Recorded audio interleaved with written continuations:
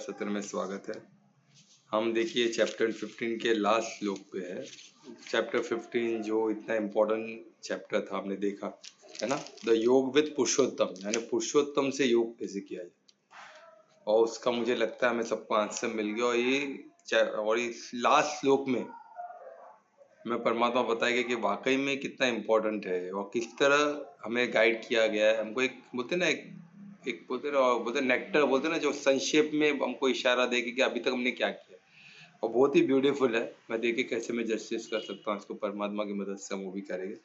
तो मैं कल हमने श्लोक 19 किया था, और फिर हम 19 को रिवाइज करते हुए लास्ट श्लोक 20 पे जाएंगे, और चैप्टर यहाँ कंप्लीट कर रहे हैं। चैप्टर बहुत इंपॉर्टेंट है, कोई चाहे तो फिर से रिवाइज कीजिए, इसका अपना नोट्स बनाइए, और परमात्मा से योग कैसे करें, है ना, ये जानना बहुत ज़रूरी है ना। ये जानने के बाद अभी आगे 3 चैप्टर में क्या होने वाला है वो उसका रियल सार पता चलेगा। तो ये जाने बहुत ज़रूरी है इसको, ठीक है। तो हम परमात्मा का आशीर्वाद लेते हुए आगे बढ़ते कि हम इसको जैसे परमात्मा चाहते हैं वैसे समझे, न कि अपना उसमें कुछ मिला है, ठीक है। जैसे परमात्मा चाहते हैं जैसे का वैसे समझे, ठीक है।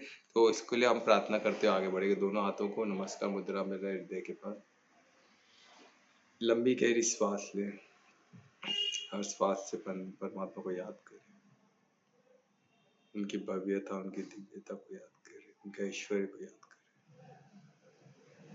उनके परिशुद्ध प्रेम को अनुभव करें कि हमसे कितना परिशुद्ध प्रेम करते हैं कि हमें इतना ज्ञान कंटिन्यू फ्लो में दे रहे हैं। इस संशय के कारण अगर हम संशय हटा दे, संशय बुद्धि हटा दे, तो हम कनेक्ट हो जाएंगे। इतना सरल ज्ञान हमें दे, इस संशय ही है जो हमें उस ज्ञान से दूर रखा हुआ है, उस अनुभव से दूर रखा हुआ है। तो आज ये श्लोक के लास्ट श्लोक से चैप्टर के हमारा संशय दूर हो जाए, हमारी पूरी श्रद्धा भगवत गीता के हर श्लोक हर ज्ञान पे आ जाए, हम ज्ञान स्वरूप बन के,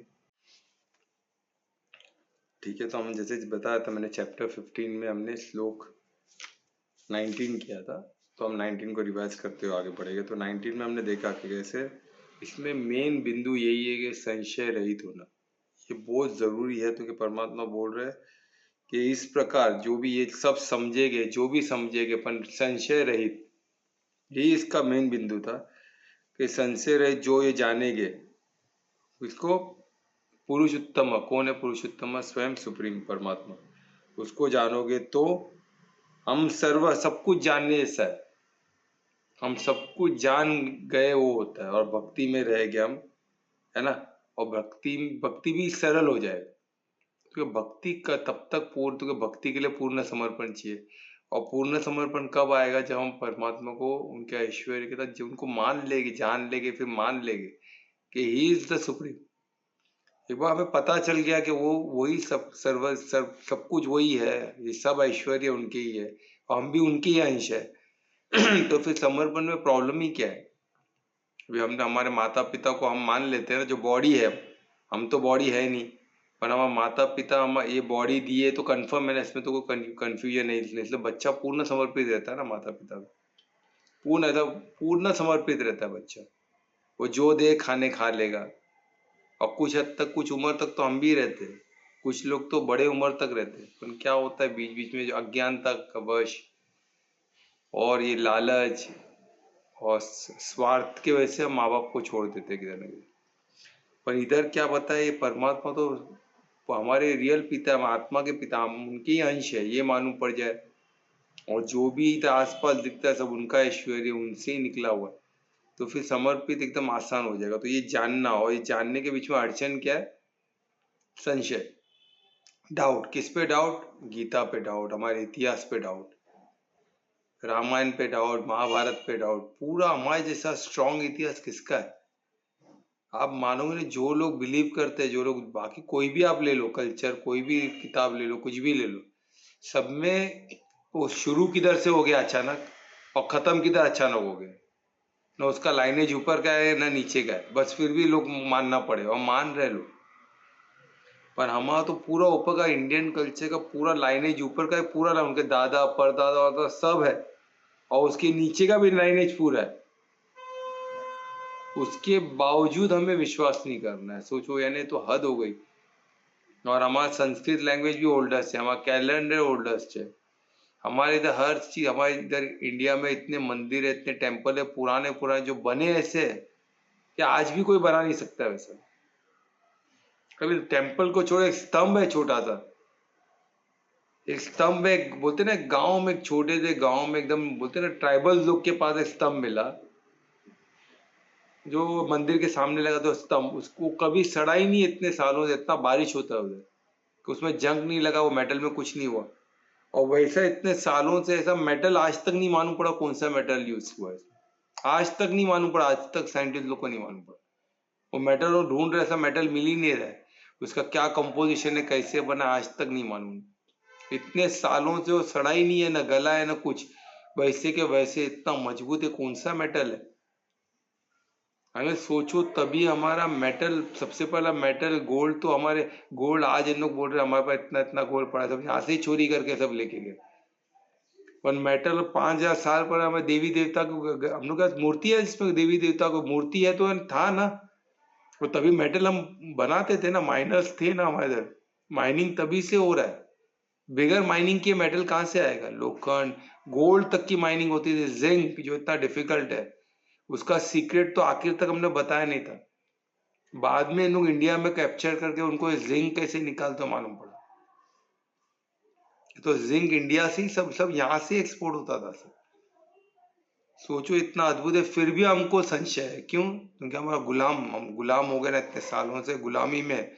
और ये तमो जो चीज हमारा बॉडी कॉन्शियस हो गए, उसमें पूरा खेल खत्म। तो बॉडी कॉन्शियस में हम सब उनको कोट वोट देख के, उनके रहन सहन देख के, उनका लाइफस्टाइल देख के जो तमो है, पर हम वो एडिक्टिव है ना, तो उस पर एडिक्टेड हो, हमको भी वो अच्छा लगने लग गया। तो बॉडी कॉन्शियस में तमो चीज अच्छा लगेगा, और उन लोग पूरा तमो से ही भरे पड़े, उसमें रजो सतो कुछ है ही नहीं, तो तमो अट्रैक्ट करेगा, तो वही हो रहा है। तो हमको पहले इसलिए ज्ञान जरूरी, क्योंकि हमें तमो रजो सतो तो समझे, ये सब प्रकृति का, हम तो शुद्ध सत्व है, उसके ऊपर है। अभी ये सब हमने जान लिया, तो अभी हमारे लिए ये जान लेने के बाद संशय जीरो हो गया। संशय जीरो हो गया तो हमारा भक्ति में जाना स्वाभाविक हो गया। और भक्ति में किसके, किस पे भक्ति? मामा वही बोल रहे, मेरे से भक्ति, यानी परमात्मा से भक्ति, हम उनके ही अंश है, यानी उनकी जितनी शक्ति हम में भी है। तो सोचो, वो वही बात कर रहे, और सर्व यानी और हर तरह से, यानी इसमें बोल रहे भक्ति में है, पर ऐसा नहीं कि सिर्फ मंदिर में है तो भक्ति, सिर्फ सुबह का 1 घंटा भक्ति, बाकी सब टाइम अपनी मनमानी, ऐसा नहीं। सब तरह से, सब प्रकार से जो भी कार्य कर रहे उसमें भक्ति में रम के कर, और सब कार्य उनको फोकस करके। ये कब होगा, आप सोच के देखो कब होगा, जब आप धर्म पे चलोगे तभी तो पॉसिबल है ना।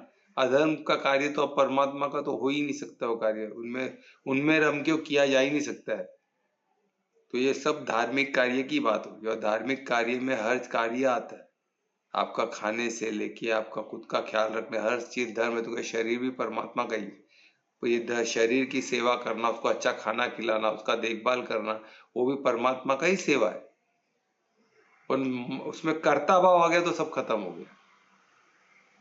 हर चीज परमात्मा का, सोचो हर चीज में आप परमात्मा देखेगो तो हर चीज वर्शिप ही हो गया ना। तो आपका दृष्टिकोण का है, हम करता है ही नहीं, कर्ता भोक्ता सब परमात्मा, ये दृष्टिकोण की बात हो रही है। तो इस दृष्टिकोण को इस श्लोक 19 में संशय रहित करो, तो ये दृष्टिकोण आ जाएगी। संशय को हटाओ तो ये दृष्टिकोण आ जाएगी, यानी धारणा आपकी ऐसी बन जाएगी। और धारणा बहुत जरूरी है, धारणा बिगड़ गाड़ी आगे, हम अष्टांग योग में देखेंगे, धारणा बिगड़ बाकी सब है, यम नियम कुछ भी करो, पर धारणा में बीच में धारणा है। जब तक धारणा में नहीं लाओगे तब तक आगे कुछ समाधि ध्यान ध्यान समाधि सब दूर की बात है, और सब इधर ही अटक जाते हैं। तो इधर संशय है, डाउट है। सबको देखते हैं, हम आसन कर लेते हैं, प्राणायाम कर लेते हैं, सब यम नियम आसन प्राणायाम सब एकदम डिसिप्लिन, एकदम परफेक्ट, टाइम टू टाइम आसन करना, टाइम टू टाइम प्राणायाम करना, फिर लोग ध्यान और समाधि तक क्यों नहीं पहुंच पाते? तो फिर धारणा में कमी। वो हम देखें, धारणा के लिए ज्ञान और ज्ञान का समझ और उसमें संशय नहीं रखना, पूर्ण समर्पित हो रहा तो क्या भगवान वाच है। ये कर लिए तो आप धारणा आपकी बन गई, धारणा बन गई तो हर जगह सत ही सत दिखेगा। धारणा इतना पावरफुल है, सतो प्रधान होना, सतो प्रधान धारणा को सतो प्रधान करना है सबसे इम्पोर्टेंट है। सतो प्रधान है हर चीज में सत को देखना। सत यानी कौन? एकम सत शेवी तो सत है, और कौन है? हम सत बोलते हैं ना एटर्नल, सत यानी जिसका ना अंत है ना स्टार्ट है, वो अनंत है। तो ये कौन है? सब गुण किसकी है? परमात्मा के। हम उनके अंश बोल के हम भी अनंत है, हम भी सत्य है, पर हम खुद को बॉडी समझते हैं, हम इसलिए सत्य है, हम अभी दिख रहे हैं, पर ये चेंज होते रहता है, इसलिए हम ये बॉडी सत्य है पर सत्य नहीं, क्योंकि टेम्पररी है। हम सत्य की बात करें, जो हमने देखा दो चीज में डिवाइड कर दिया गया हर चीज को, एक है टेम्पररी, एक है पेरिशेबल और एक है इम्पेरिशेबल। जो नश्वर नहीं है, जो अविनाशी है, जिसका नाश नहीं हो सकता, जिसका ना कोई अंत है ना कोई स्टार्ट, तो हम भी वही है। तो सोचो हमारी शक्ति, हम क्या क्या चीज की बात हो रही है। श्लोक 19 कितना वंडरफुल था, ये हम लोग काफी डिटेल में किया है। ये रिकॉर्डिंग कुछ ही 1-2 दिन में हो जाएगा अपलोड, मेरे ख्याल से कल ही हो जाएगा, तो आप लोग देख सकते हो कल या परसों, ठीक है। तो इसके अभी हम श्लोक 20 में जाएंगे, जो अद्भुत होने वाला है, जो लास्ट, अब ये इस चैप्टर का लास्ट श्लोक है, और मैं चाहता हूँ कि इसमें पूर्ण समर्पण से इसको भगवान वाच बोल के सुने, और ये आप समझ गए तो अगर किधर भी कुछ क्वेश्चन है तो प्लीज पूछे, अगर फिर भी नहीं पूछ पाए तो बाकी के श्लोक एक बार सुन के फिर से सुने, फिर से पढ़े, तो इसका एकदम क्लीन होगा। एक ही टाइम में कर सकते हैं, कोई दिक्कत, क्योंकि यूट्यूब में फैसिलिटी के हम भगा भगा के सुन सकते हैं, है ना। उसमें एआई का हेल्प लेके हम उसमें पूरे क्वेश्चन आंसर दिए, बहुत वंडरफुल है। और मैं देखा हूँ, मैंने करके देखा है, उसमें हम जो कांटेक्ट पे बात कर रहे हैं वही, इसमें वो एआई खुद का कुछ नहीं डाल रहा है, वो इसमें से ही निकाल रहा है। तो हम जो सुने, हम जो सुनना चाहते हैं वही रहेगा, और ये श्लोक का ही इर्द गिर्द की बात रहेगी, वो खुद का कुछ नहीं डालेगा। ये मैंने देखा 1-2 में, तो और भी देखना है हमें, तो या तो सुन लो या तो भगा भगा के सुनो, वो इजी है बहुत, ठीक है। तो मैं श्लोक, अभी श्लोक 20 पे कौन डिसाइड करने वाला? श्लोक 20 तब मैं करूँ, तो मैं रिक्वेस्ट करूंगा ध्रुवेश को कि आज का श्लोक डिसाइड कर। श्री गणेशाय नमः। इति गृह्यतमं शास्त्रम् यन्मुक्तं मया नघः। एतत् बुद्ध्वा बुद्धिमान् स्यात् कृतकृतश्च भारत। बहुत अच्छी, धन्यवाद ध्रुवेश, बहुत अच्छा आपने डिसाइड किया। देखिए कितना फ्लो में जा रहा है श्लोक, और सोचो ये पूरा पूरा गीता फ्लो में है, कंटिन्यू एक ही स्पीच में कुछ समय में कंप्लीट हो गया है। हमें एक एक श्लोक को समझ इतना समय लग रहा है, क्यों? क्योंकि हम गुरुकुल के स्टूडेंट नहीं है, तो इसलिए मैं चाहता हूँ गुरुकुल की स्थापना होना, कि ये एक फ्लो में कंप्लीट हो जाए, एक फ्लो में। जो गुरुकुल के हमारे बच्चे रह गए, जो संस्कृत जानते हो गए, जो एक गीता को हर चीज गुरुकुल की तरह से पढ़े रह गए, उनको एक गीता बहुत सरल हो जाए, बहुत सरल हो जाएगा वाकई में, क्योंकि हमको क्या हर चीज जीरो से करना पड़ रहा है ना, तो इसलिए थोड़ा सा मेहनत है, पर इम्पॉसिबल नहीं है, believe me, it's not impossible. चाहे पूर्ण इसको पूरे संशय रहित सुने, बस यही इसका है और कुछ नहीं। ये भगवान वाच है बोल के सुने, संशय रहित होके सुने, पूरे समर्पण से सुने और पूरे फोकस से सुने, तो ऑटोमेटिक इसमें आपको ऑब्जर्व हो गई, ये आपके कन कन में ऑब्जर्व होगा ही, ऑटोमेटिक इसका काम चालू हो जाता है। हमको मैंने ये ऑटोमेटिक चलता है, ऑटोमेटेड चीज है, ये ऑटोमेटेड है, अद्भुत है, ठीक है। तो इस श्लोक में हम चलते हैं, तो इसमें इति यानी शुरुआती इति से क्या, यानी दिस, अभी तक का जो हमने पढ़ा है, ये इति यानी दिस, यानी जो भी श्लोक की बात हो रही है सब, तो उसकी बात हो रही है।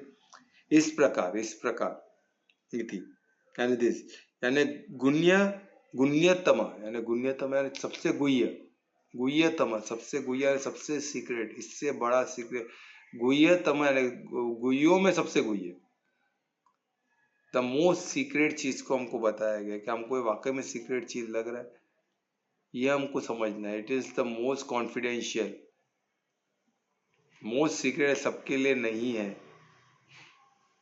ये चुने लोगों के लिए, दो जो deserve only they will get it. तो हमने तो सुन लिया, पर डिजर्विंग कौन तय करता है? परमात्मा। तो जो डिजर्व करते उसको समझते, जैसे परमात्मा चाहते उस तरह समझते। और जब आपने समझ लिया इसको, तो ये गुह्य आपके लिए नहीं रहा, फिर वो गुह्य नहीं है, क्योंकि आपको पता चल गया। तब तक ये आपको समझ नहीं रहा है, तब तक ये गुह्य है। और गुह्य कैसे? गुह्यतम है, सबसे सीक्रेट। इससे बड़ा कोई सीक्रेट बोलते हैं, जो टॉप मोस्ट सीक्रेट होता है उसमें से ये है सबसे सीक्रेट। तो ये सीक्रेट नॉलेज यानी सर्वाधिक रहस्यमय, सबसे ज्यादा रहस्यमय, ये बहुत पावरफुल चीज है, सबके लिए नहीं है वो बता। और शास्त्र रहस्य में क्या? शास्त्र यानी वेद में जो लिखा हुआ शास्त्र, यानी जो नॉलेज, जो ज्ञान की बात हो रही है, इंफॉर्मेशन की बात नहीं हो रही है। यानी इसमें अंडरस्टैंडिंग, यानी उसको धारण करना बहुत जरूरी है। किस तरह हम धारण करते हैं, हमारे परसेप्शन में किस तरह परसीव करते हैं, उसकी बात हो रही है। और जैसे परमात्मा चाहते हैं वैसे ही परसीव कर देना, ये तो गुह्य हो जाता है। तो ये हमें समझेगा ही नहीं क्या गुह्य है। ठीक है, सीक्रेट है, बहुत सारे सीक्रेट है, हर एक के दिल में सीक्रेट रहता है। ये वैसी सीक्रेट की बात नहीं, कोई पर्सनल सीक्रेट की बात नहीं हो रही है, ये अध्यात्म की सीक्रेट है, जो कॉस्मिक की सीक्रेट बात हो रही है। परमात्मा हमारे बीच का जो रिश्ता है, समझने की सीक्रेट, वो सीक्रेट हम समझ गए तो हम परमात्मा को समझ जाएंगे, है ना। वो क्या है ऐसा सीक्रेट जिससे हम समझ नहीं पाते, हमारा विश्वास पूर्ण बैठता नहीं, हमारे दिमाग में संशय क्यों रहता है? तो ये जान लेगा तो सब क्लियर हो जाएगा। तो इसको कैसे जाना जा सकता है? एकदम जाना जा सकता है नहीं, धीरे धीरे। जैसे हमने धीरे धीरे एक एक श्लोक करते यहाँ तक आए जर्नी, ये जर्नी कितना वंडरफुल रहा है। एक श्लोक करके, वो भी गीता जयंती को चालू हुआ, वो भी ऑटोमेटिकली, कोई प्लान नहीं था। तो सोचो, ये सब गुह्य ही चीज है ना, सब मैजिकली हो रहा है सब, इसलिए तो हम विस्मय में रहते हैं। तो ये भी विस्मय में लाने वाली बात है। ठीक है, तो ये सबसे गुह्यतम है, सबसे सीक्रेट, टॉप मोस्ट सीक्रेट हमें मिल रहा है। देखो कितना अद्भुत चीज है, अभी तक मिल गया है, पर हम इसको समझ रहे नहीं, इसलिए गुह्य है। अभी हम समझ जाएगा तो एकदम गुह्य खत्म, फिर हमारे लिए नोन हो जाएगा। अननोन नहीं है हमारे लिए सीक्रेट नहीं रहा। और शास्त्र में यानी वैदिक के जो स्क्रिप्चर्स है, उसमें का जो सीक्रेट है, वो सीक्रेट की बात होगी। वैदिक स्क्रिप्चर्स का वो सिर्फ टेक्स्ट से, वो भी स्थूल है, पर उसको हम समझ गए तो स्थूल नहीं रहा, फिर परमात्मा का ज्ञान हो गया, परमात्मा हमारा ज्ञान हो गया। और किसके बारे में? परमात्मा पुरुषोत्तम के बारे में ना। तो ये बहुत ही गुह्य और बहुत ही इंपॉर्टेंट भी है ना, और ये सबसे उत्तम है और सबसे गुह्य है। ठीक है, तो ये चीज हमको इसमें मिल रहा है, तो इसलिए तो ये वंडरफुल है, यही तो वंडरफुल इसमें हमने भी देखा ना, हर श्लोक में हम कितना एकदम हाई इसमें थे। क्यों? तो एक ही हमने गुह्य देखा, हमने देखा ना, शुरू से हम देख रहे, कल्प वृक्ष का एग्जाम्पल भी हमने सभी, मून को उस तरफ देखा था क्या, सन को उस तरफ देखा था क्या, अर्थ को हमने उस तरफ देखा था क्या, ये सब अद्भुत है। तो ये सब हमको इसमें मिला। तो इदम इतम यानी यह उत्तम, अभी इसमें देखो उत्तम लिखा है नहीं, ये नॉर्मली उत्तम यानी हमको लगता है बोला गया, पर इसमें बोला गया नहीं बोले, पर उत्तम यानी क्या? प्रकट किया गया। अभी ये इसमें परमात्मा बता रहे कि मैंने प्रकट किया है। हमें लगता है कृष्ण ने बोले, पर परमात्मा प्रकट होके कृष्ण को निमित्त रख के बोल रहे। तो यहाँ ये परमात्मा भगवान वाच है, इसकी एक गारंटी है, प्रमाण है। तो क्या ये मैं बोल सकते थे ना, पर मैं बोला परमात्मा तो क्या है हमें पता है, वो तो विराट है, वो तो उनका स्वरूप कितना है, उनका विस्तार कितना बड़ा है। तो वो उनके स्वरूप कौन सा, बिंदु स्वरूप से लेके हमने देखे, स्वरूप ने हमने देखे कैसे थे, उसमें से कृष्ण उनका सौम्य रूप है, सौम्य स्वरूप है। तो उसमें आके उन्होंने ये प्रकट किया है ना, प्रकट होके प्रकट किया क्या? ये ज्ञान को प्रकट किया। तो किस तरह हमको लगे कृष्ण बोल रहे, तो कृष्ण बोल रहे तो प्रकट हो रहा, परमात्मा का ज्ञान कृष्ण के मुख से प्रकट हो रहा। तो ये इसमें अद्भुत है। तो इसलिए प्रमाण है कि ये भगवान वाच्य है, तो इसमें कुछ कंफ्यूजन नहीं होना चाहिए। जिसको भी थोड़ा बहुत कंफ्यूजन है ये चीज से, उसको धुला दो, पूरा वॉश कर दो। एक भी एक क्या 0.001 का भी अगर कोई संशय है, उसको निकाल दो, है ना, उसको धुला दो, बाहर करो उसको। ये एक बड़ा प्रमाण है, तो इसलिए मैं बता रहा हूँ, तो इसको उस तरह देखिए। माय बाय मी, मैं यानी मेरे से हुआ, मैंने प्रकट करके इसको प्रकट मैंने किया है बोल के। इसमें अनन्य यानी अनन्य, यानी इसमें किसको, अर्जुन को क्या बोल रहा है अभी, ये अनन्य का मतलब क्या हो गया इसमें कि पाप रहित। अब इसमें देखो पाप रहित अर्जुन को बोला है कि पाप रहित है, कौन है, अर्जुन पाप रहित है, पर इसमें हमको इंडिकेशन क्या दे रहे हैं कि इसमें हमें पाप रहित होगा तो ये समझ में आएगा हमें, नहीं तो हमारे अंडरस्टैंडिंग में आने नहीं वाला है, या हमारे लिए कोई यही रहने वाला है। तो हमें किधर न किधर हमें पाप रहित होना होगा, ये ज्ञान को समझने में। और पाप रहित यानी क्या होता है, कोई पाप नहीं करना है, यानी अधर्म में नहीं करना। अभी ये कि पाप रहित यानी कोई फिजिकल पाप की बात नहीं हो रही। अभी हमें लगेगा फिजिकल तो हम क्या क्या कर रहे हैं, हमारा भाव क्या है, हमारा भाव परमार्थी है और उद्देश्य धार्मिक है, तो बस खत्म, पाप नहीं, हमको कोई पाप लगता ही नहीं। इसलिए हमारा उद्देश्य क्या होना चाहिए, धर्म होना चाहिए। तो ऐसा पाप ने कुछ है ही नहीं, ये हमको राइट टाइम पे क्या चीज, हम उस समय क्या करते, हर समय पे हम जिसके साथ है उसके, बहुत वर्सेटाइल है धर्म, यानी अधर्म करना ही पाप है ना। तो धर्म कब, धर्म किसको माना जाएगा, जब हमारा धर्म बहुत वर्सेटाइल, हमने देखा, मैं आज माँ के साथ हूँ तो मेरा धर्म पुत्र धर्म आएगा, मैं अगर अभी मैं सब क्लाइंट के साथ हूँ तो मेरा डॉक्टर का क्या धर्म है वो मेरे को करना पड़ेगा, जब मैं टीचर हूँ तो मेरा टीचर का धर्म, स्टूडेंट का धर्म, यानी बहुत वर्सेटाइल है। जब कंट्री की बात हो रही तो एज ए सिटीजन का धर्म है ना, एक तो एक सिटीजन का क्या धर्म है, जब मैं ड्राइव कर रहा हूँ तो एक ड्राइवर को कैसे गाड़ी चलाना चाहिए, हर चीज में अपना अपना धर्म हमको याद, तो बहुत वर्सेटाइल है, किसके साथ हम कर रहे हो उससे ही करता है, किधर हम खड़े हो उस पर, सब पे निर्भर करता है। तो ये बहुत वर्सेटाइल है, इसलिए इसको क्या है, इसलिए इसमें पाप और कहाँ से वो तोला जाता है कि हमारे उद्देश्य भाव से।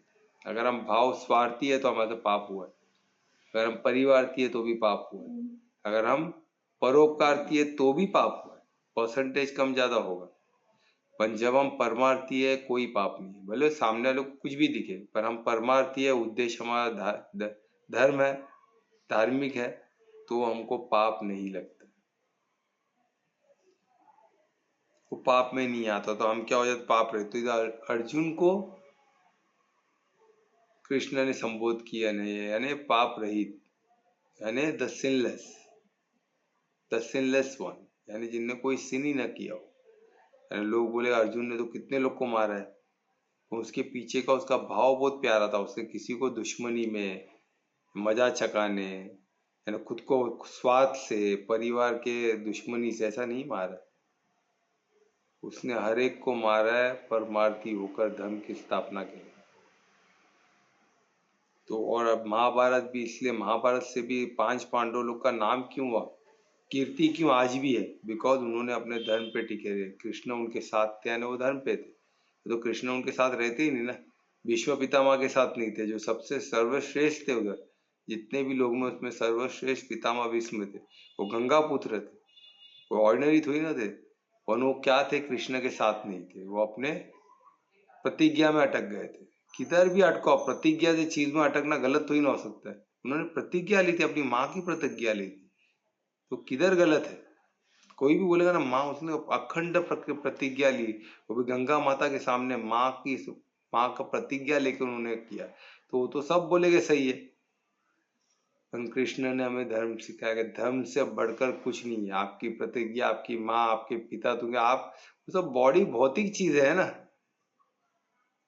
हमारे माता पिता, हमारे हम जो अभी इसमें जो अविनाशी चीज है वो तो हम आत्मा है, तो आत्मा अगर हम अविनाशी, अगर आत्मिक स्थिति में है तो हमारे माता पिता सब परमात्मा ही है। अगर हम बॉडी कॉन्शियस में है तो फिर बहुत सारे माता पिता है, हर जन्म में अलग अलग माता पिता है, तो किधर किधर फंसे रहेगा, कितने जन्मों का फंसा हुआ लेके सर पे बोध के घूमेंगे, तो हमको उसमें से निकलना पड़ेगा, और कोई दूसरा तरीका है नहीं, ये हम जितना जल्दी समझे उतना हमारे लिए उत्तम है। तो वो इसमें बताया गया क्या नहीं, यानी द सिनलेस वन, पाप रहित अर्जुन, यानी इसमें पाप रहित होना अनिवार्य है, यानी पाप रहित होने के लिए भाव और उद्देश्य परफेक्ट चाहिए, परफेक्ट भाव, और बहुत सरल है ना, तो वो इसमें बता रहे हैं। और यह हो गया, ये बुद्धव, यानी बुद्धव यानी क्या है, अंडरस्टैंडिंग की बात हो रही है। देखो इधर बुद्ध है ना, अंडरस्टैंडिंग, इसकी समझ आपको आ जाए, क्योंकि आप पाप रहित है तो ये पूरा आपके अंडरस्टैंडिंग में क्लियर उतर जाएगा। ये जो भी गुह्य चीज है ये अंडरस्टैंडिंग में ऑटोमेटिक आ जाएगा, क्योंकि आपका भाव क्या था, परमार्थी, आपका उद्देश्य क्या था, धार्मिक, तो आप पाप रहित हो गए ऑटोमेटिक। और ये प्रेजेंट की स्टेट की बात हो रही है। अगर आप पहले क्या थे वो इम्पोर्टेंट नहीं, अभी प्रेजेंट में आप कैसे जी रहे हो। अगर आप परमार्थी होगे तो बेटर है, सबसे बेस्ट वही है। तो सबसे बेस्ट तो वो इसकी बात है ना, बुद्ध ने आपके अंडरस्टैंडिंग में आ गया, आप सब समझ गए, और समझ के क्या हुआ, आप बुद्धिमान बन गए। यानी बुद्धिमान हम बोलते हैं ना, बहुत बुद्धि वाला है, बुद्धि वाला तभी माना जाएगा जब वो इस ज्ञान को समझे। बाकी कोई बुद्धिमान नहीं है। अभी तक कितने बड़े बड़े साइंटिस्ट है जो साइंटिस्ट, पर अगर वो ज्ञान को नहीं समझे, ये जो ज्ञान है, ये जो साइंस है, जो सबसे गुह्य है, ये साइंस को जो नहीं समझ पाया वो काय का बुद्धिमान, वो बुद्धिमान नहीं है। वो स्मार्ट हो सकता है, मेहनती हो सकता है, सब हो सकता है, बुद्धिमान नहीं है। तो बुद्धिमान वही है जो सबसे गुह्य चीज को जानने, सबसे इंपॉर्टेंट और गुह्य चीज को जानने की कोशिश करे। अगर हम ये ज्ञान को समझ गए, ये ज्ञान के पीछे पड़े, इसको अनन्य भक्ति से हम समझ गए, हम पाप रहित होके उसको जानने की कोशिश कर रहे हैं, परमात्मा का परमार्थी होके कर रहे हैं, तो हमको ये, हम क्या बुद्धिमान में माना जाएगा, अनलाइटेंड हो जाएगा। वही बात है, वन बिकम्स, हो जाता है क्या। अभी इसमें देखिए क्या बोले, अगर हम बुद्धिमान, हम ये समझ गए तो हम बुद्धिमान हो गए, और बुद्धिमान होके हम क्या होता है हमारे साथ, हम होते हैं कृत्य कृत्य, यानी कृत्य कृत्य कृत्य कृत्य यानी क्या है, देखिए यानी अपने सभी प्रयत्नों में सफल होना, अपने सभी प्रयत्नों में सफल होने वाला, यानी सिद्धि प्राप्त करने, अपने हर संकल्प को सिद्धि की तरफ लेके जाने वाला। ये अद्भुत है, मैं बोल रहा हूँ श्लोक सच्ची, इसको आप अच्छी तरह से समझो। यानी हमारे कितने संकल्प है, सोचो, गुरुकुल का हर संकल्प में सिद्धि प्राप्त होना निश्चित है। हर ये तो महाभारत जीतने का संकल्प सिद्ध हो गया अर्जुन का, जो इम्पॉसिबल था। महाभारत भीष्म के अगेंस्ट, द्रोण के, गुरु द्रोण के अगेंस्ट जीतना इम्पॉसिबल, कर्ण के अगेंस्ट जीतना इम्पॉसिबल। पूरे प्लान करके आए थे, इनकी सेना का साइज कम, सब कम, सबको पता था इन्हों हारने वाले बात, पर एक ही उनके पास उनका सबसे हुकुम का इक्का था, होते कृष्ण की, वो धर्म के साइड पे थे, लोग धर्म के साइड पे वो एक ही था, और उसका प्रमाण था कृष्ण, ये लोग धर्म के साइड पे, बस वो एक चीज उनको जिता दिया, वरना जीतने का स्कोप ही नहीं था। उसी तरह राम और रावण के साथ राम का जितना, इससे तो रावण एकदम लास्ट तक बैठा था, तो उसको मानता आने दो, पहले तो आ ही नहीं पाएगा, फिर आ गया तो भाई यहाँ से निकल नहीं पाएगा, निकलने की कोशिश कर रहा है तो ये मर, यहाँ ही मैं इसको मार दूंगा, लड़ रहा है तो मैं मार दूंगा, ये बच ही नहीं सकता। और वाकई में इट वॉज इम्पॉसिबल, हमने देखा ना कितना डिफिकल्ट था। रावण को छोड़ो, वो रावण के बेटे को मारना कितना डिफिकल्ट था, क्या क्या उसके पास ये थे, it was next to impossible, हुआ ना, क्योंकि यही चीज की वजह से, सिर्फ आप ये कर लेते हो, आप ये ज्ञान को समझ लेते हो बिना कोई संशय से, कोई संशय रहित होके, पाप रहित होके इस ज्ञान को आप समझ जाते हो, तो आप क्या हो जाते हो, आप कृति कृत्य, यानी हर प्रयत्नों में, आपके हर प्रयत्नों में सफल, यानी आपके हर संकल्प की सिद्धि आपकी तय हो, हर संकल्प। और हम क्या, हमारा उद्देश्य, हमारा भाव परमार्थ, उद्देश्य धर्म के, तो परमात्मा की जीत है ना, तो परमात्मा क्यों नहीं कराएंगे।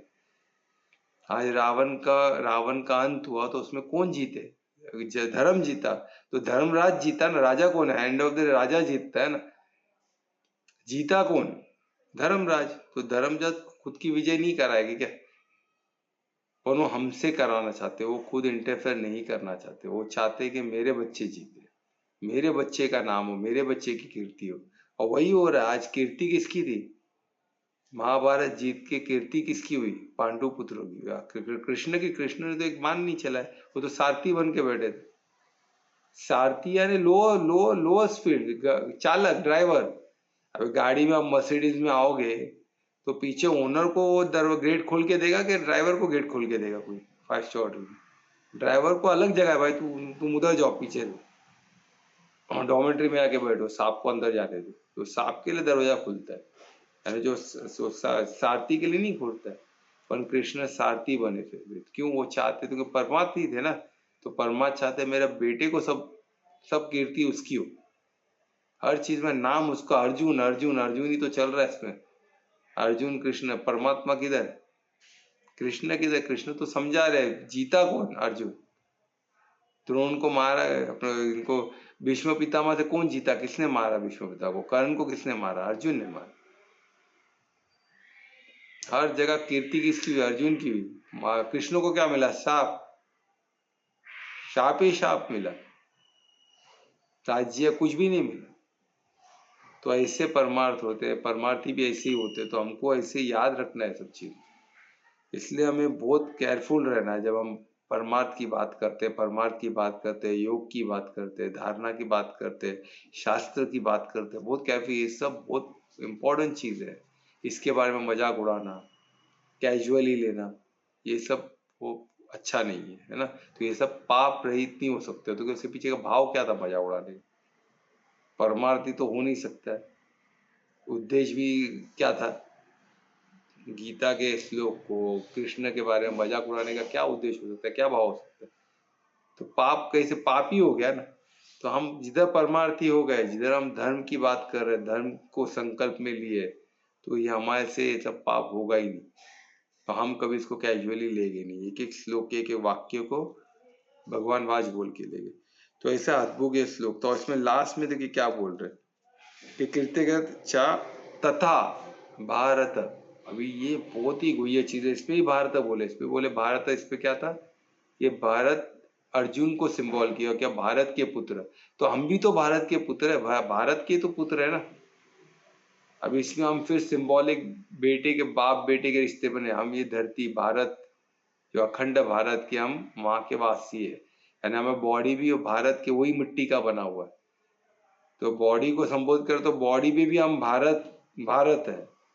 तो इसमें वो बोले तथा भारत है, यानी भारत में ये चीज होना अवश्य अनिवार्य है।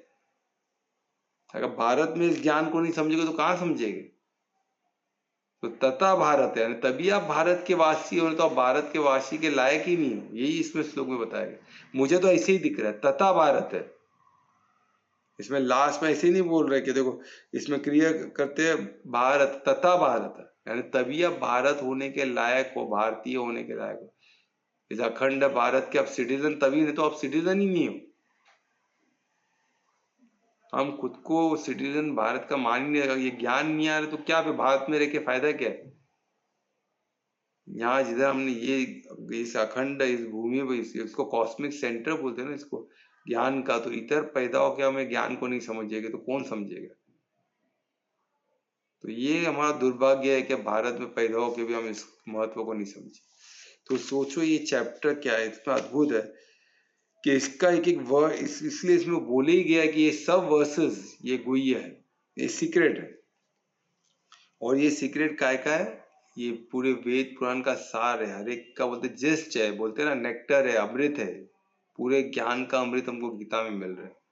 जित वेद पुराण जो भी है टेक्सचर इंडिया के, सबका ये जिस्ट है, यानी क्या बोलते हैं, नेक्टर है, यानी अमृत है उसका। तो ये अमृत को ग्रहण करने में प्रॉब्लम क्या है?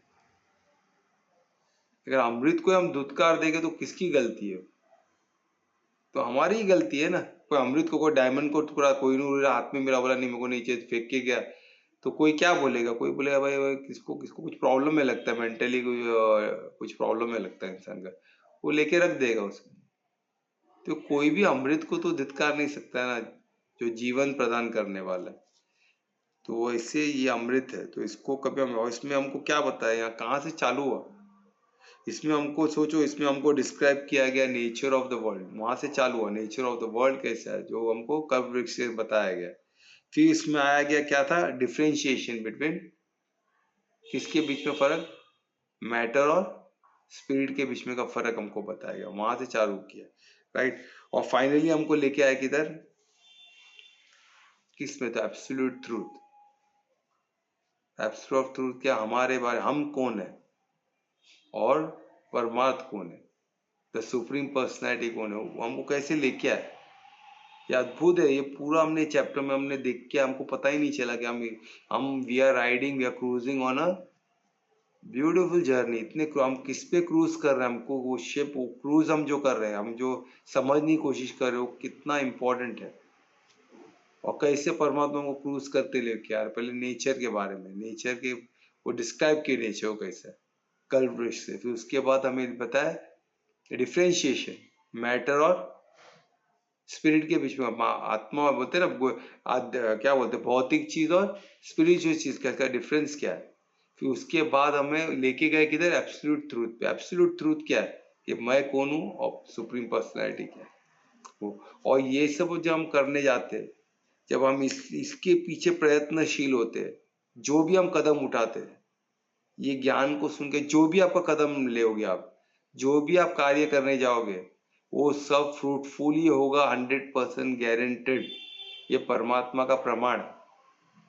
ये श्लोक में मुझे दिख रहा है चीज कि ये जो प्रोसेस में बताया गया, प्रोसेस में आपका थोड़ा भी मेहनत, थोड़ा भी आपने उसमें फोकस किया, एक कदम भी उसमें बढ़ा है, वो कदम आपको फ्रूटफुली होगा। वो एंडेवर, वो डीड जो भी होगा, आपका जो भी कर्म होगा, उसका ये श्लोक को लेके, ये फ्लो को लेके, इस ज्ञान को लेके जो भी आप कर्म करोगे, इसमें ये ज्ञान को लेके जो भी आप एंडेवर, जो भी आप एंडेवर, जो भी स्टार्ट करोगे, कुछ भी करना स्टार्ट, वो सब 100% फ्रूटफुल और 100% सिद्ध होगा। 100% सिद्ध होगा, इसकी गारंटी इसमें परमात्मा देते हैं। और सिद्ध होके हम किधर जाएंगे, हम क्या रियलाइज करेंगे, हम परमात्मा को रियलाइज करेंगे, जो अल्टीमेट गोल है हमारा, जो अल्टीमेट ग्रोम है मनुष्य जीवन का, यानी परमार्थी हो गया और परमात्मा को प्राप्त करेंगे, यानी परम धाम क्या वासी है, हम परम धाम ही जाएंगे। तो इतना अद्भुत श्लोक था। तो ऐसे श्लोक के लिए हमें परमात्मा ने मौका दिया इसको समझने के लिए। इसके लिए परमात्मा का फिर धन्यवाद, अर्जुन का धन्यवाद, कृष्ण का धन्यवाद। कुछ प्रश्न रहेगा तो पूछ सकते हो प्लीज। ऐसा सिंपलनेस नहीं रहता है, तो उसका एग्जांपल दे सकते हैं? किसका क्या सिंपल है? सिंपल मतलब सिन नहीं करना है ना, सिनलेस। अर्जुन को संबोधित किए सिनलेस।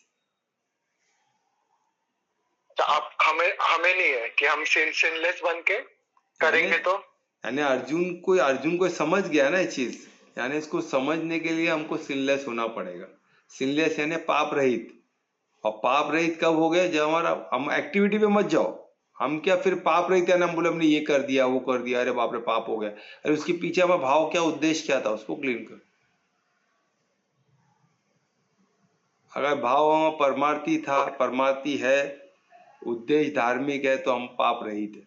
और पाप रहित है तो हमको ज्ञान 100% मिलेगा, यानी हमारा धारणा बनेगा, हम समझेंगे। हाँ, पर सर अगर मैं गलत कर रहा हूँ पर धार्मिक समझ के कर रहा हूँ तो फिर कैसे होगा? मतलब कोई गलत मतलब विचार करेगा तो ऐसे वो सोच रहा है कि धार्मिक कर रहा हूँ पर वो गलत कर रहा है। कौन, किसकी बात, तुम्हारी बात करो किसी और की बात कर रहा हूँ? नहीं, एग्जाम्पल, सिर्फ एग्जाम्पल के लिए। किसकी, तुम्हारी के किसी और की? पर चिंतन में हो कि स्व क्या चिंतन कर रहे हो? पर चिंतन। पर चिंतन का काम ही नहीं है ना। पर चिंतन उसके ऊपर डिपेंड करता है ना, वो क्या उस भाव है, उसके क्या भाव है, उसके क्या उद्देश्य है, वो तुमको कैसे मालूम पड़ेगा? तो वो समझ रहे, वो धार्मिक कर रहा है, वो धार्मिक कर रहा है, अभी हम समझ रहे हैं ना वो धार्मिक कर रहा है, क्योंकि हमको उसके पीछे का उद्देश्य और ये नहीं मालूम ना, भाव। ओके। अभी समझो कोई अच्छा काम, कोई दान कर रहा है, तो हमको तो लगेगा बहुत अच्छा काम कर रहा है भाई ये, है कि नहीं? तो उसके पीछे का भाव उद्देश्य उसका क्या हो, उसको तो मालूम है ना। तो पाप रहित नहीं हुआ ना, पाप उसको ज्ञान समझ में नहीं आएगा। पर हम तो अच्छे से ले रहे हैं, हम बोल रहे भाई वो अच्छा कार्य कर रहा है, पर हम देख रहे हो पात्रता नहीं देख रहा है, तो हम उसको आगे बोले भाई साहब दान में पात्रता देखनी पड़ती है, आपको पता है क्या? बोले नहीं पता है। यानी वो समझ जाने का, वो धर्म का उसको पूरा ज्ञान नहीं है। तो हमको ज्ञान स्वरूप बोल के ऐसे भूले भटके लोग की मदद करना है कि दान में कृष्ण ने बोले मैं क्या हूं, दान में मैं पात्र हूं, यानी पात्रता की बगैर दान का कोई मतलब ही नहीं है। तो फॉर एग्जाम्पल मैंने बताया ना, दूसरे, ये खुद की बात हो रही है, स्व की बात हो रही है। ध्रुवेश कौन क्या कर रहा है उसको मत जाओ, हम क्या कर रहे हैं, हमारा भाव, हमारा उद्देश्य क्या है, बस यही देखना है, बस और कुछ नहीं। दुनिया क्या ठीक है सर। सोचती है उससे कोई मतलब नहीं होना चाहिए हमें, बराबर। अभी तुम बराबर दूसरे सर, को धन्यवाद। असेसमेंट का बोल रहे हो ना, दूसरे को मैं कैसे असेस करूं? हाँ मतलब ऐसा कुछ मुझे लगा कि वो धार्मिक समझ के गलत काम करता है, उसको कैसे एक्सप्लेन करूंगा मैं, हाँ तो वो ऐसे सोच वही रहा हूँ मैं। अभी जब असेस कर रहे हो तो तुम एग्जाम्पल तो बताओ, इसमें दान का बताया, बराबर, तो दान का तुम समझे ना। हाँ सर। तो अभी दूसरा कुछ कर्म बताओ, कैसे बताओ, दूसरा क्या कर रहे हैं ना, कोई क्या कर रहा है, एग्जाम्पल दोगे तो बताऊंगा ना। कुछ भी एग्जाम्पल सोचो ना, हाँ मेरे को एक नाम मिनट। बोलने की जरूरत नहीं किसकी बात कर रहे हो, कोई एग्जाम्पल सोच के बताओ।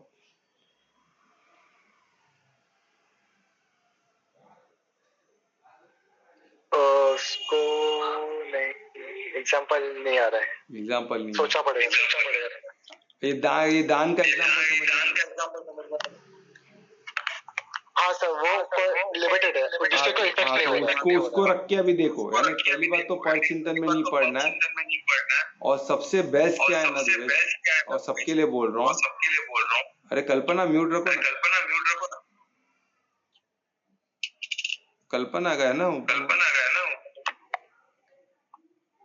हाँ तो मैं क्या बोल रहा था कि जो अभी एक आपको एग्जाम्पल दिया मैंने, अभी एग्जाम्पल को पकड़ो, और उससे बस सबसे इम्पोर्टेंट, जब हम किसी और की बात कर रहे हैं तो हमें, जब आप परमार्थी होते हो ना, जब परमार्थी होगे तो आपको ऑटोमेटिकली तो आप परमार्थी हो तो कौन करता कौन है, परमार्थ करता, तो वो तो सही करेगा ना। तो फिर फ्लो में बहो ना, आपको क्या करना है, जो होता है होने दो, क्योंकि आप परमार्थी हो गए, तो जो परमार्थ करेगा उत्तम ही करेगा, क्योंकि वो पुरुष उत्तम है, पुरुष उत्तम है, यानी सुप्रीम पर्सनैलिटी, उससे कोई गलती होती ही नहीं है। तो जब हम परमार्थ हो गए, यानी परमात्मा हमारे थ्रू कार्य कर रहे हैं, जब परमात्मा निमित्त भी हो गए तो परमात्मा ही हमारे निमित्त, हमको निमित्त बनाए ना, तो वो गलत कर ही नहीं सकते, हमको लगता रहेगा अपन, वो गलत करेगा ही नहीं। वो जो बोलते बोलते हमको लगता है मैं कैसे बोलूं उसको, ये सच को वैसे ही रखना पड़ता है, सच को घुमा फिरा, सच कड़वा होता है उसको वैसे ही रखना पड़ता है। युक्ति कर सकते हो, वो भी युक्ति कौन करेगा, परमात्मा, तो परमात्मा ही युक्ति करेगा। आप फ्लो में तो भरो, पहले परमार्थी होना पड़ेगा, और उद्देश्य धर्म को रखना पड़ेगा, फिर ऑटोमेटिक आप फ्लो में बहोगे, एकदम निश्चय। बोलते ना, जल कैसे होता है, एकदम निर्मल होता है ना, जिसमें ग्लास में डालो तो शेप ले लेता है, वो सख्त नहीं होता। तो वैसे आपका भी चरित्र हो जाएगा, एकदम फ्लो में रहोगे आप, जो करोगे फ्लो में करोगे, तो परमात्मा कर रहा है आपके, तो आप तो ही ना कर रहे हो, तो पाप भी उसको पुण्य भी उसको, आप फ्री रहो ना। इसलिए तो बहुत ब्यूटीफुल, अभी अनीता ने मेरे को आज बताया था कि वो उन्होंने, हम लोग का एक डिस्कशन हुआ था, तो उन्होंने बोली कि पाप रहित, ये पाप रहित का बात हुआ था, तो उसने उसने अनीता ने बहुत अच्छे एग्जाम्पल को सामने लाया। अनीता तुम ही बताओगी कि मैं बताऊं? चलो मैं ही बताता हूँ। उसने एग्जाम्पल दी कर्ण का, जब महाभारत में कर्ण ने एक ही चीज मांगा था कृष्ण से, कि मैं ऐसी जगह पे मरना चाहता हूँ, जब मेरा प्राण छूटे मैं ऐसी जगह में मरना चाहता हूँ जहाँ कोई पाप न हुआ। और जब उसका प्राण निकलते रहता तो कृष्ण वो ही देखना चाहता कि मैंने कृष्ण से मांगा था, कृष्ण मुझे दे सकते हैं कि नहीं, तो कृष्ण ने जाके उन्हें उठा लिया। अभी सोचो, अभी कोई बोले कृष्ण ने हाथों में उठा लिया, कृष्ण के हाथ से कोई पाप हुआ ही नहीं, अब ये कौन मानेगा, कौन मानेगा ये चीज को? भीष्म पितामह खुद बोल रहे थे, वो लास्ट तक प्राण, लास्ट को भी पूछे कृष्ण को, पूरा वॉर खत्म हो गया तो मेरे को आपसे बात करना है, वो कि आपने इतने इसमें, आप तो धर्म पे चल रहे हैं, आप उसमें कितना अधर्म हुआ, तो ये सही हुआ क्या? क्योंकि वो जो देख रहे वो अधर्म ही लग रहा है ना उनको। तो कृष्ण ने बोला धर्म, तभी उन्होंने जो ज्ञान दिया वो भीष्म पितामह को तभी समझ में आया, कभी जब वो तीर की छैया में थे, तीरों की छैया में, तब तक समझ में नहीं आया। सोचो कुछ लोगों को इतना समय लगता है समझने। पूरा महाभारत की मेन वजह थी भीष्म पितामह। अब भीष्म पितामह अपनी जिद नहीं पकड़े होते तो महाभारत की युद्ध की जरूरत ही नहीं थी। उनके एक के जिद की वजह से ये पूरा महाभारत हुआ, क्योंकि उनके अंत के बगैर महाभारत का धर्म की विजय हो ही नहीं सकती थी, तो वो जिद पे बैठे थे। मेरी प्रतिज्ञा, मेरी प्रतिज्ञा, मेरी प्रतिज्ञा, क्या की काय की प्रतिज्ञा? जो धर्म के आड़े आए वो कोई प्रतिज्ञा, कोई कीमत नहीं है। धर्म से बढ़कर कुछ नहीं है। कोई रिश्ता, कोई प्रतिज्ञा, कोई वस्तु, कोई व्यक्ति, कोई भी बड़ा नहीं। क्योंकि धर्मराज का धर्म है, ये समझो आप। धर्मराज कौन है? राजा कौन है धर्म की? स्वयं सुप्रीम पर्सनैलिटी, पुरुषोत्तम। अब पुरुषोत्तम है तो फिर हम उनका ही बात सुनेगा, उनके उनके राह पे ही चल रहे हैं ना हम, तो फिर खत्म हो गई बात। तो जब कृष्ण ने कर्ण को उठाया तो पाप रहित कौन है? कृष्ण है। जहाँ पाप हुआ ही नहीं उनके हाथों से, तो उन्होंने हाथों में उठा दिया, प्राण छोड़े कर्ण ने। वो समझ गए, उनको मोक्ष प्राप्त हुआ। तो वो समझ को ही कहते, वो समझ आना। वो कब होगा? जब आप संशय रहित, पाप रहित, पूर्ण समर्पण से कार्य करते हो, है ना। ये अपनी बात हो रही है, किसी और की बात नहीं हो रही। उसके लिए हमें हमारा भाव परमात्मा होना चाहिए, हमारा उद्देश्य धार्मिक होना चाहिए। कुछ हेल्प हुआ ध्रुवेश? कुछ नहीं, बहुत हेल्प हुआ, धन्यवाद। ओके ओके, और कोई क्वेश्चन है?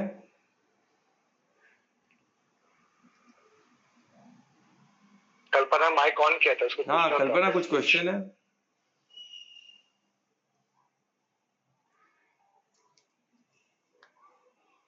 चलो नहीं है तो कौन कीर्तन करेगा आज? अरे अनीता करने आई थी आज कृष्ण। अनीता कीर्तन करने वाली थी ना तुम? किधर है भाई? क्या प्लान चेंज हो गया लगता है उसका? कौन कीर्तन करने वाला है? हाँ अनीता आ गई। हाँ बोलो अनीता, कर रही हो कीर्तन? आवाज आ रही है मेरी? हाँ बिल्कुल, साउंड परफेक्ट आ रही है, लाउड एंड क्लियर। आप कर रहे हो क्या कीर्तन? हाँ मैं ही कर रही हूँ सर। ओके, तो मैं रिक्वेस्ट करूंगा अनीता को कि आज का कीर्तन करे। हरे कृष्णा। रात चांदनी ओ मस्त चांदनी, ओ रात चांदनी मस्त चांदनी, मौसम ये अलबेला है। रात चांदनी मस्त सुहानी, मौसम ये अलबेला है। रास रचाए नटखट काना, लीलाधर की लीला है। रास रचाए नटखट काना, लीलाधर की लीला है। पूनम में भीगा वृंदावन, राधा के संग झूमे मोहन। पूनम में भीगा वृंदावन, राधा के संग झूमे मोहन। देखो बने उनते है जलकिया, क्रोधवर करती है बतिया। देखो उन्हें जलती है सखिया, क्रोधवर करती है बतिया। क्या राधा ही तुझको है प्यारी, हम भी प्रीत के हैं अधिकारी। हम भी प्रीत के हैं अधिकारी। बोले मोहन ओ मैं हूँ सबका, बोले मोहन मैं हूँ सबका, प्रेम का रंग निराला है। बोले मोहन मैं हूँ सबका, प्रेम का रंग निराला है। रास रचाए नटखट काना, लीलाधर की लीला है। रास रचाए नटखट काना, लीलाधर की लीला है। लीलाधर की लीला है। हरे कृष्णा, हरि बोल। अद्भुत अद्भुत अनीता, आज फॉर अ चेंज एकदम एकदम है। बहुत ही अच्छा आपने कीर्तन किया। ये कीर्तन बहुत ही मोहन आता, बहुत ही यानी स्पिरिट में लाने वाला कीर्तन। तो ये श्लोक को लेके एक यूनिक चीज ये श्लोक में था, आपने भी यूनिक चीज किया। तो लीलाधर की लीला है ना, रास रसा है मोहन। सोचो इसको हर चीज को आप परमार्थी होके देखो, है ना, क्योंकि मोहन सबके है ना, क्योंकि लीलाधर सबके है। ठीक है, तो ऐसे अद्भुत कीर्तन के लिए धन्यवाद अनीता। अभी महामंत्र भी करोगी? ध्रुवेश सर कर लेंगे। महामंत्र यस। ठीक है, जैसे बोलो। ध्रुवेश करोगे? हाँ सर, अनिता के स्टाइल में। हाँ चलो करो। हरे कृष्णा कृष्ण कृष्ण हरे हरे, हरे रामा राम राम हरे हरे, हरे कृष्णा कृष्ण कृष्ण हरे हरे, हरे राम राम राम हरे हरे, हरे कृष्णा कृष्ण कृष्ण हरे हरे, हरे राम राम राम हरे हरे।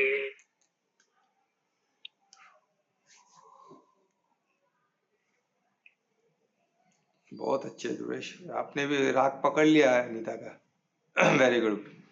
तो इस महामंत्र के साथ आज का सेशन यहाँ ही समाप्त करते हैं। कल फिर मिलेंगे नए चैप्टर के साथ। नया चैप्टर हमारा श्लोक चैप्टर 16 स्टार्ट होगा, तो सबको निमंत्रित है, बिल्कुल जरूर आइए। तो नया चैप्टर नया हम देखेंगे 15 के बाद कितना कैसे होगा। हम सोचेंगे यहाँ सब कुछ खत्म हो गया, देखो किस मोड़ पे हमको परमात्मा ले गया था, वो भी अद्भुत होगा। तो सबको आमंत्रित है कल के लिए।